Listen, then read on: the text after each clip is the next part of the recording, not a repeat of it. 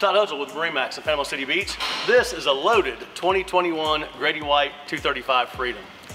One of the reasons that I really like dual console models and one of their key selling points is the weather protection, the huge hardtop. This boat not only has the huge hardtop, it's got a retractable sunshade at the back, the sure shade, and the easy up bow shade. So you can spend a whole day on this boat and not get sunbaked unless you want to. So every Grady-White 20 feet and up has a head. The 235 Freedom has a very spacious head for a 24-foot boat. And as you can see, even a big guy like me, 6 feet, 210, can get in and out of the head without a problem. This is obviously a comfortable cruising boat. You've also got a live well and a good sized elevated fish box.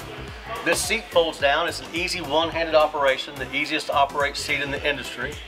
At the touch of a button, this seat retracts, and now you've got a fishing machine. Come on down to MarineMax, Panama City Beach, and check out this Grady-White 235 Freedom for yourself.